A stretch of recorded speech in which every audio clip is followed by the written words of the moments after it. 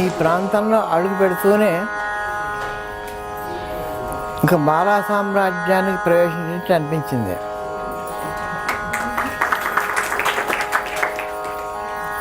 వస్తుంటే అందరూ high school పిల్లలు, అందరూ అమ్మాయిలే. Sujatha high school. మీరు ఆ మధ్యన దారి ఎలా కూడా చేయడం కష్టమే.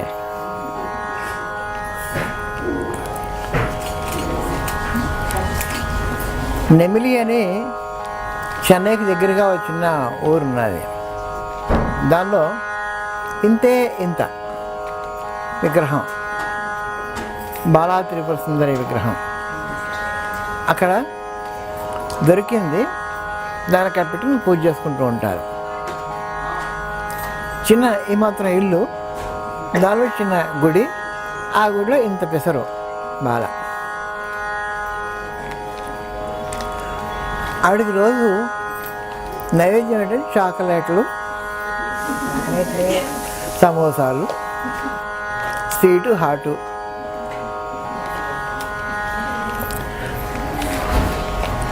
ఆవిడ ఇచ్చే ప్రసాదం కూడా అదే, వచ్చిన భక్తులకు ఇచ్చే ప్రసాదం కూడా అదే. అసలు వాళ్ళు తెలుగు వాళ్ళే, తమిళ దేశం వెళ్ళి అక్కడ సెటిల్ అయిపోయారు.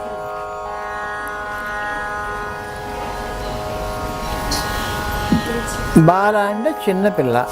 మంగనంపల్లి బాలమురళీ కృష్ణ గారి తాతగారు బాల మీద ఒక చిన్న కీర్తన రాశారు.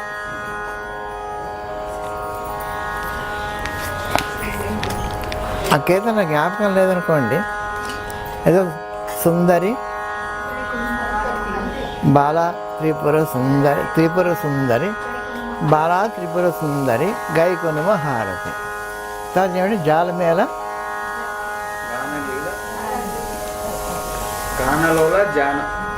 జాలమేళ వేగమేళ అదేదో ఉంది. చాలా సింపుల్ ట్యూన్. దీన్ని ఆయన తిరువనంతపురంలో నెక్స్ట్ ప్రిన్స్ రామ్ వర్మ, ఆయన మలయాళీ. ఆయన మంగళంపల్లి బాలమురళీ కృష్ణ గారి శిష్యుడు. కర్ణాటకలో ఆయన పిల్లలు సంగీతం చెప్తూ ఉంటాడు. బాలమురళీ కృష్ణ గారి కీర్తనలు చెప్తూ ఉంటాడు. మళ్ళీ తెలుగు పాటలని కర్ణాటకలో నేర్పిస్తున్నాడు. అంతేత ఆయన రాబోయే ఈ ప్రస్తుతం ఉన్నటువంటి వర్మ గారు వీళ్ళతో ఆయన ఉత్తరాధిపతి. ఆయన అక్కడ అనంత పద్మనాభ స్వామి టెంపుల్లో కలిసాం. అప్పుడు ఇవన్నీ చెప్పుకొచ్చారు ఆయన.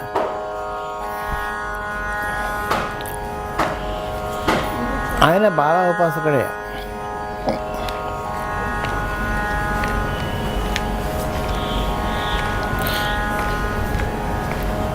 బాల యొక్క చరిత్ర చాలా విచిత్రంగా ఉంటుంది. మనం ఈసారి లలిత గారి ఇంట్లో వాడు ఆయన దర్భా మధుసూదన్ రావు గారు నన్ను అడిగారు, గురించి నాకు డౌట్ ఉన్నది అన్నారు. ఏమిటండి ఆ డౌటు? ఇన్ని వేల కోట్ల మంది జనాభా ఉన్నారు, వాళ్ళందరూ అమ్మాన్ని ఏవేవో అడుగుతూ ఉంటారు. అన్ని జీవరాశులకి కూడా తిండి కావాలి సమయానికి, అవి కూడా ఏవేవో కోరికలు కోరుతుంటాయి కదా. ఈ భూమి ఒకటే కాదు, అనేక భూములు, అనేక స్థలాల్లో ఉండేటివన్నీ కూడా ఒకడే వినాలి అంటే అది ఎలా సాధ్యం అవుతుందండి? వీళ్ళందరి కోరికలు వాడికి విని ఓపిక తీర్చగలిగిన సమర్థత ఎలా వస్తుందో నాకు అర్థం కావట్లేదు అన్నారు. అది ఆ ముక్కే ఆవిడ చెప్పారు. ఇప్పుడు అంతటా నీకు ఉంది బొమ్మ, నీ మాయ నేను తెలుసుకోలేకుండా ఉన్నానని.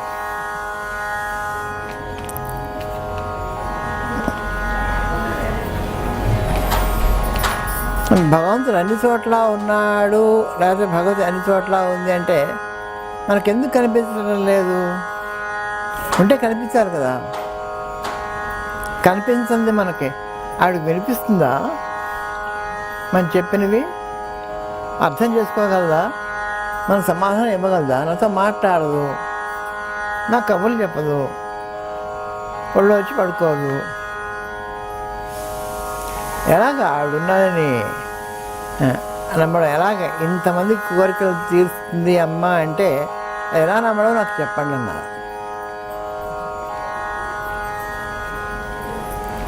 పోనీ నేను అన్నాను, ప్రాణమే అమ్మ అనుకోవచ్చు కదా, మీలో ప్రాణం ఉంది కదా, మీ ప్రాణాన్ని ఎప్పుడైనా చూసారా? ప్రాణం ఉన్నవారిని అందరినీ చూశారు, ప్రాణాన్ని మీరు చూడలేదు. మీలో ప్రాణం ఉండబట్టి మీలో ఆలోచనలు వస్తున్నాయి. మీ ఆలోచన మీ ప్రాణానికి తెలియడం లేదా? మీరు ఎక్కడున్నా సరే ప్రాణం ఉన్న ప్రతి దానికి కూడా దానిలో ప్రాణానికి ఆ ప్రాణమే మనలో ఆలోచన కలగజేస్తున్నటువంటిది ఆ ప్రాణమే. ప్రాణాన్ని మనం చూడలేదు, ప్రాణం ఉందా లేదని సందేహించాల్సిన అవసరం లేదు. ఏమంటే అది మనకి డైరెక్ట్ ప్రత్యక్ష అనుభూతి. అంచేత ఎంత దూరంగా ఉన్నా ఎక్కడ ఉన్నా ఆ ప్రాణానికి మీరు ఆలోచించిన ఆలోచనలు, మీరు చెప్పే మాటలు, మీ కోరికలు తెలియకుండా ఉంటాయా? మరి మీ కోరికలు తీరేది ఎట్లా అంటే దానికి బాలే సమాధానం. ప్రపంచమంతటికి కూడా మూల కారణం, మూల ప్రకృతి బాల.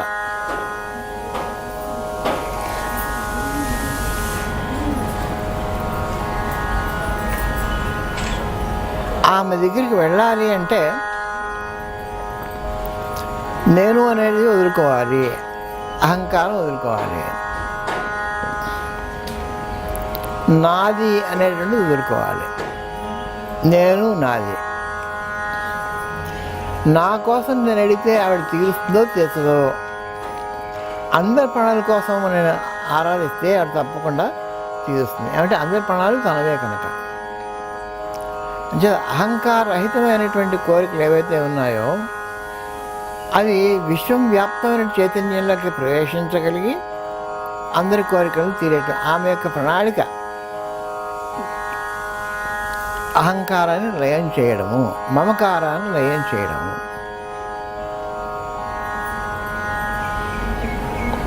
ఎంత సులువైన పనేం కాదు.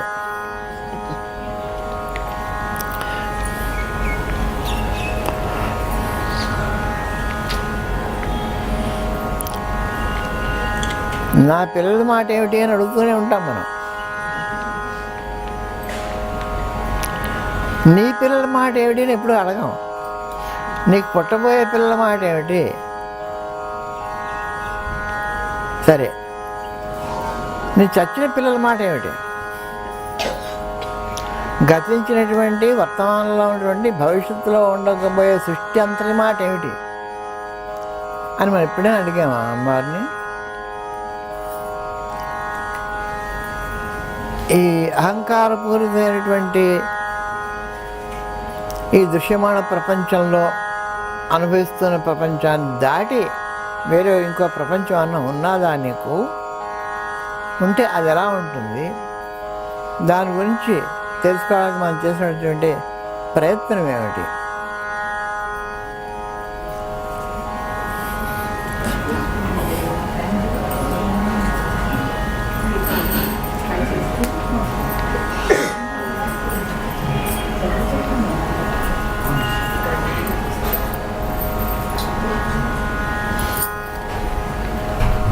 మా గురుగారు నాకు చెప్పారు, నాయన నీకు బాగా సనత్ కుమారుడు, ఆ సంపాదించి నువ్వు వచ్చావు. సనత్ కుమారుడు, సనక సనందన సనత్ కుమారుడు సనత్ సుజాత, ఆ సనత్ కుమారుడు యొక్క సంపాదన నుంచి నువ్వు వచ్చావు అని మా గురుగారు సెలవిచ్చారు. ఆయన కుమారుడు. కు అంటే పృథ్వీతత్వాన్ని లయం చేసేటువంటి వాడు కుమారస్వామి. కుమారస్వామికి ఉద్భవించక ముందు ఉన్నటువంటి స్వరూపం సనత్ కుమారుడు. ఆ స్వరూపం నుంచి బాల నుంచి దీనిలోంచి వచ్చి నీకు అందుకే వెంకటేశ్వర స్వామి బాలా త్రిపుర సుందరి ఆయన దగ్గర నుంచి ప్రవాహం వస్తున్నది. ఆ దివ్య గురువులో వారు.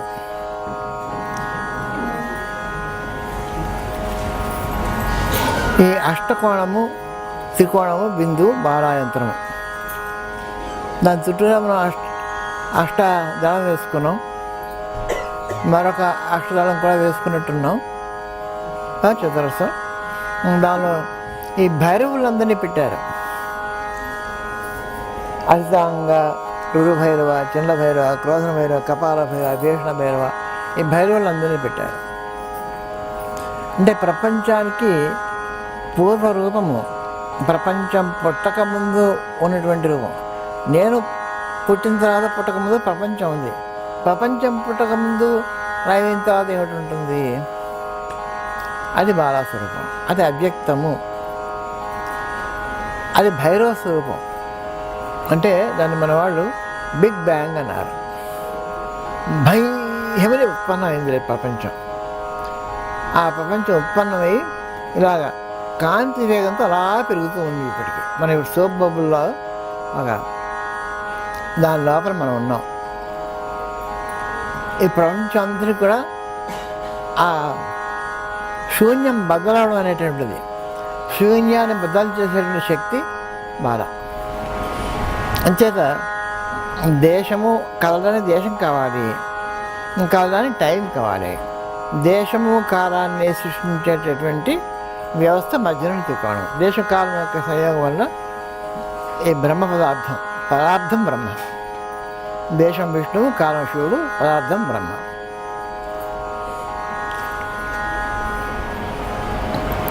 ఈ సృష్టి అక్కడి నుంచి ప్రారంభమవుతుంది.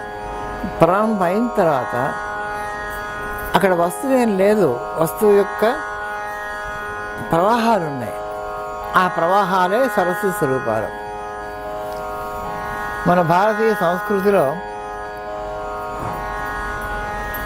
అవర్గ, కవర్గ, చవర్గ, టవర్గ అని చెప్పి క, చ, ట, త, ప, యాష అనేటువంటి వర్గాలుగా విభజించి ఒక్కొక్కటి ఒక్కొక్క వైబ్రేషన్స్, నాద స్వరూపాలు. నాదం ప్రవహిస్తుంది కనుక దాన్ని సరస్వతి అన్నారు. అష్టవిధ నాదాలు, ఆ మధ్య ఉన్నటువంటి ఇవన్నీ కూడా భైరవ యొక్క స్వరూపాలే. ఇవన్నీ కూడా ఆ ప్రెజెన్స్ అనేటటువంటిది, నేను ఉన్నాను అనేటటువంటి, ఎక్కడ ఉన్నాను అంటే ఇక్కడ ఉన్నాను, ఇంత ప్రాబిలిటీతో ఉన్నాను చెప్తూ ఉంటుంది. ఆ ప్రవాహంతో విశ్వవ్యాపకమైనటువంటి ప్రవాహం, అది బాలా స్వరూపం.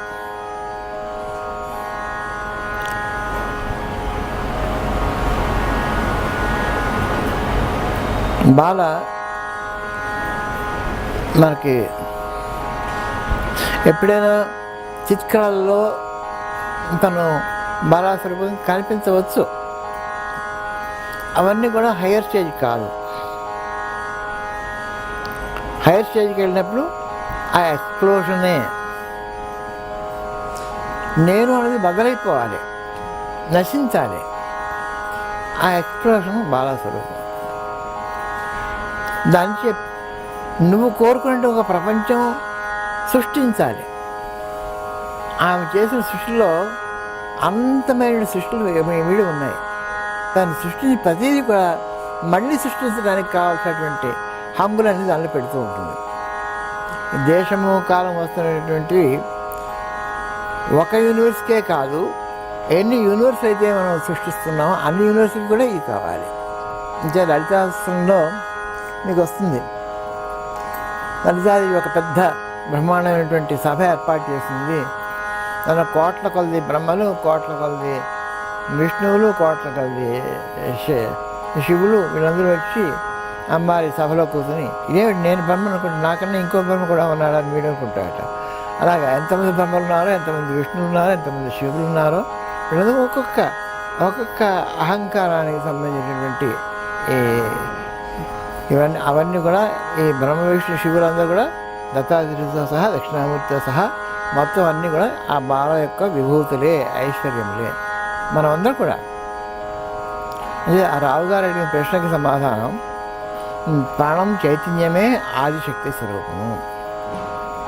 ఆ చైతన్యం మనలో ఉండబట్టి మనకి మనలో కోరికలు పెట్టేది ఆమె, తీర్చేది ఆమె. మనకి ఏదైనా కోరిక కలిగింది అంటే అది బాల యొక్క విభూతే. ఆ కోరిక ఎలా పుట్టిస్తోంది? నువ్వు వేరు, నువ్వు చూస్తున్నది వేరు అనే భ్రమ చేత నేను చూస్తున్న నాకన్నా వేరే అనేటువంటి భావం కలిగించి అది నాకు కావాలి అనేటువంటి కోరిక కలుగుతుంది. ఆ కోరికను లయం చేసినప్పుడు అప్పుడు తానుగా ఉంటాడు, సర్వప్రపంచము తానై ఉంటాడు. అంచేది ఆవిడలో స్వీట్ ఉంది, హాట్ ఉంది. కష్టాన్ని కలిగించేది ఆవిడే, తొలగించేది ఆవిడే. అందుకే గణపతి యొక్క శక్తిలాగే విఘ్నాలు కలిగించేవాడు ఆయనే, తొలగించేవాడు ఆయనే. అంటే మొట్టమొదటి మనం ఉపాసన నేర్చుకున్నప్పుడు గణపతి బాల చెప్తారు. బాల చెప్పి కొంత ఉపాసన చేసి సాధన చేసిన తర్వాత కానీ మామూలుగా పంచదశాక్షరి ఇవ్వరు. ఈనాడు కొంచెం తారుమారు అయిందనుకున్న వ్యవస్థ. గురువుగారు నాకు మహాషోడశి కావాలండి అని అడుగుతాడు వచ్చి డైరెక్ట్గా. నువ్వేమిటి చేసేవి అంటే నాకేం తెలియదని, కానీ ఆ మంత్రం మాత్రం నాకు కావాలి. సరే నాదేం పోయింది, పట్టుకో అంట.